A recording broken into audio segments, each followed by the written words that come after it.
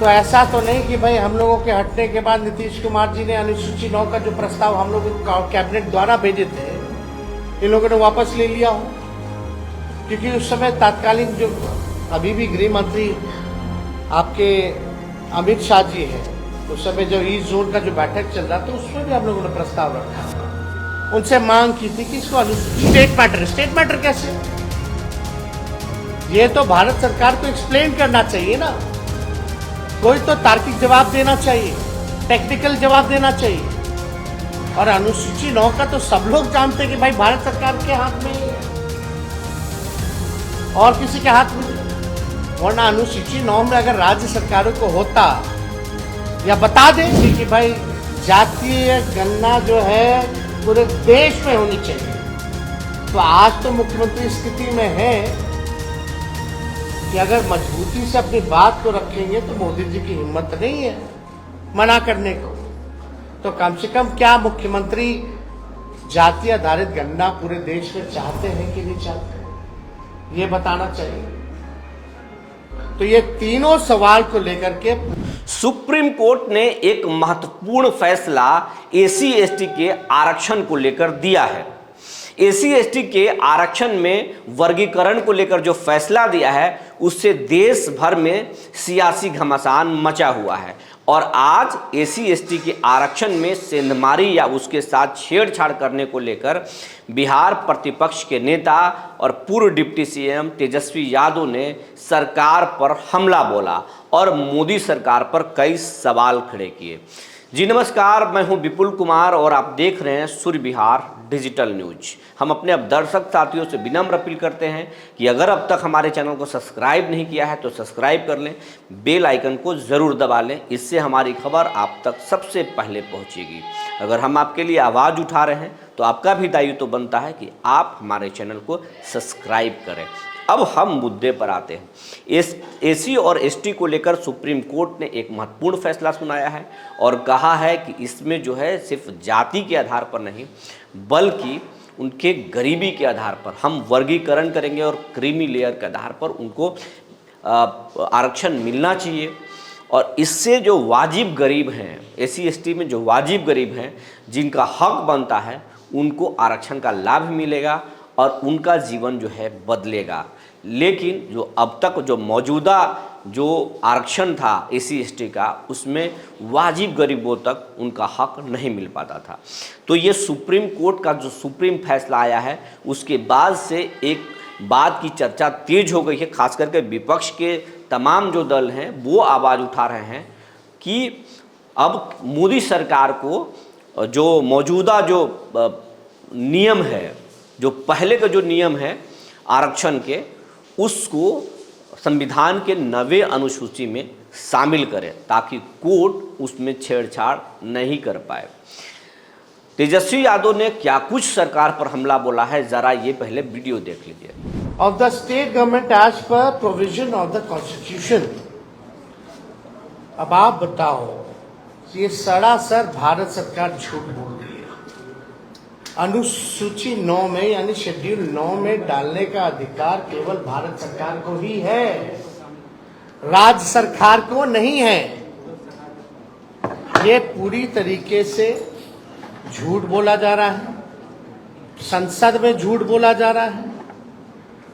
और ये विषय अगर अनुसूची 9 में नहीं डालने का है या स्टेट मैटर है तो ऐसा तो नहीं कि भाई हम लोगों के हटने के बाद नीतीश कुमार जी ने अनुसूची 9 का जो प्रस्ताव हम लोग कैबिनेट द्वारा भेजे थे इन लोगों ने वापस ले लिया हो, क्योंकि उस समय तत्कालीन जो अभी भी गृह मंत्री आपके अमित शाह जी हैं, उस समय जो ईस्ट जोन का जो बैठक चल रहा था उसमें भी हम लोगों ने प्रस्ताव रखा था, उनसे मांग की थी कि इसको अनुसूची 9 में डाला जाए।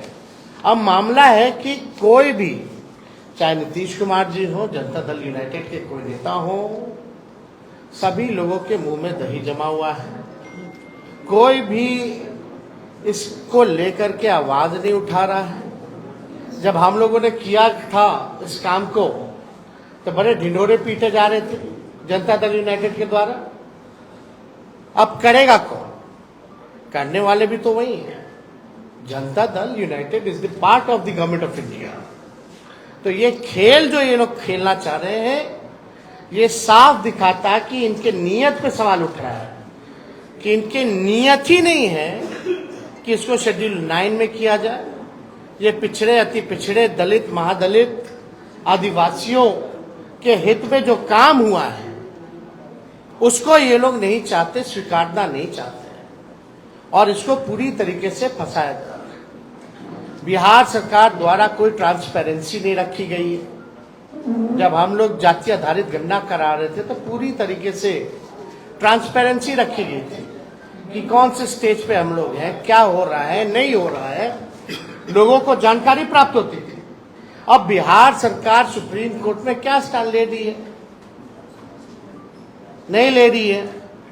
मुख्यमंत्री चुप है, उनके सारे मंत्री चुप हैं जो हमारे साथ बैठ करके मेरे नेतृत्व में प्रेस कॉन्फ्रेंस किए थे, कोई कुछ नहीं बोल रहा।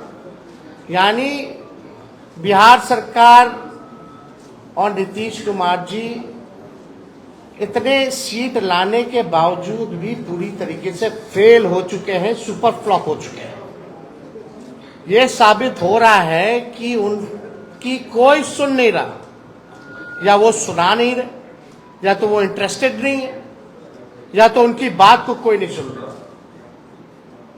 क्या क्या नहीं किया गया था बिहार के विशेष राज्य के दर्जे को लेकर के, क्या क्या आंदोलन दिल्ली से लेकर बिहार तक। अब देने वाला कौन है? भारत सरकार पार्लियामेंट में खड़ी होकर के, यानी उन्हीं की सरकार खुद मना करती है कि बिहार को हम स्पेशल राज्य का दर्जा नहीं दे सकते। खुद ही कह रही है कि हम अनुसूची 9 में हम नहीं डालेंगे, ये स्टेट मैटर। स्टेट मैटर कैसे? ये तो भारत सरकार को एक्सप्लेन करना चाहिए ना, कोई तो तार्किक जवाब देना चाहिए, टेक्निकल जवाब देना चाहिए। और अनुसूची 9 का तो सब लोग जानते हैं कि भाई भारत सरकार के हाथ में ही है, और किसी के हाथ में नहीं। वरना अनुसूची 9 में अगर राज्य सरकारों को होता, या बता दे, या तो ये भी जवाब इसमें दे देना चाहिए था कि हाँ राज्य सरकार को अनुसूची 9 में देने का, रखने का दर्जा दिया गया है या है, ये भी बात बता देनी चाहिए थी। तो ये भी बात नहीं कही गई है।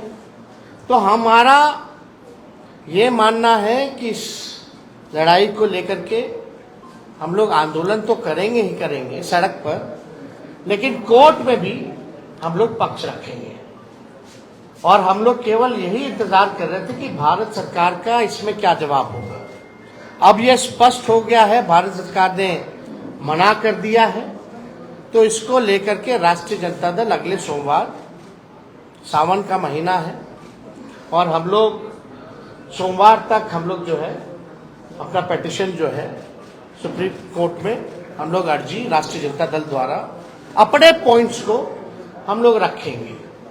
और बिहार सरकार को तो ये भी बताना चाहिए कि क्या आप प्रस्ताव जो दिए थे वो वापस ले लिए हैं कि नहीं लिए, या मुख्यमंत्री ने कोई चिट्ठी लिखी है, नहीं लिखी है गृह मंत्री को अनुसूची 9 में डालने के लिए। और मान लीजिए अगर भारत सरकार मना किया तो जनता दल यूनाइटेड के लोगों का क्या प्रतिक्रिया है इस पर, यह भी स्पष्ट होना चाहिए। अगर भारत सरकार में भाजपा के बाद और कोई दूसरा तीसरा दल है मजबूत, तो वो जनता दल यूनाइटेड है, यानी एक अहम पार्टनर के रूप में है, निर्णायक भूमिका में है। तो जब आपकी बात ही नहीं सुनी जा रही है, ना बिहार को विशेष राज्य का दर्जा, ना 9वीं अनुसूची में, और मुख्यमंत्री जी तो हमारे साथ भी गए थे, उनके नेतृत्व में हम लोग सब गए थे हमारे प्रस्ताव पे प्रधानमंत्री जी से मिलने। उनकी तो मांग थी कि भाई जातीय गणना जो है पूरे देश में होनी चाहिए। तो आज तो मुख्यमंत्री स्थिति में है कि अगर मजबूती से अपनी बात को रखेंगे तो मोदी जी की हिम्मत नहीं है मना करने को। तो कम से कम क्या मुख्यमंत्री जाति आधारित गणना पूरे देश में चाहते हैं कि नहीं चाहते, ये बताना चाहिए। तो ये तीनों सवाल को लेकर के पूरी तरीके से डबल इंजन की सरकार 6 महीने हो गई है, कुछ जो है इस विषय पे ये लोग काम नहीं कर रहे हैं, केवल सत्ता का मौज ले रहे हैं और बिहार की जो पिछड़ी आबादी है उनके साथ अन्याय कर रही है। हम लोग सच्ची लड़ाई लड़े, राष्ट्रीय जनता दल के लोगों ने जो कमिटमेंट किया था उसको हम लोगों ने मात्र 17 महीने के अंदर, चाहे नौकरी का मामला हो, चाहे स्वयं सहायता समूह के मानदेय को दुगुना करने का हो, चाहे जाति आधारित गणना कराने का हो, आरक्षण की सीमा को बढ़ाने का हो, हम सब लोगों ने उस काम को पूरा किया 17 महीने। लेकिन आखिर ऐसा क्या हो गया कि राष्ट्रीय जनता दल के हटते ही जब ये भाजपा और एनडीए डबल इंजन की सरकार आई तो सारे काम में जो है ताला लग गया। तो इस पे हम लोग इसलिए प्रेस कॉन्फ्रेंस बुला करके आप लोगों को सूचित करना चाहते थे कि कम से कम आप लोग भी सूचित हो जाइए और देश और राज्य के लोग को भी सूचित कर दिया जाए कि भारत सरकार मतलब जनता दल यूनाइटेड बीजेपी, इसमें बिहार की पार्टियां हैं एनडीए में, बिहार को ही वोट लेके अब बिहार को विशेष राज्य का दर्जा नहीं दे दिया। तेजस्वी यादव की बात आप सुन लिए होंगे। अब इसके बहाने नीतीश कुमार पर वो निशाना साध रहे हैं कि नीतीश कुमार ने बिहार में जातीय गणना नहीं करवाई, बल्कि हम जब 17 महीने में थे तो हमारी सोच थी और हमने सरकार पर दबाव बनाया था, इसीलिए बिहार में जातीय आधारित गणना जो है वो हुई थी। अगर नीतीश कुमार इतने ही आरक्षण को लेकर फिक्रमंद थे तो फिर अब उन्हीं के सांसदों के दम पर मोदी की सरकार चल रही है। और जब ये सुप्रीम कोर्ट का फैसला आया है तो सरकार पर नीतीश कुमार को दबाव बनाना चाहिए और संविधान के 90 अनुसूची में इसे शामिल कराना चाहिए ताकि एसी और एसटी के जो हक है उसमें कोई छेड़छाड़ नहीं हो। नीतीश कुमार पर दबाव बना रहे हैं, लेकिन नीतीश कुमार इस पर आगे क्या करेंगे ये तो आने वाला वक्त ही बताएगा। तब तक के लिए धन्यवाद।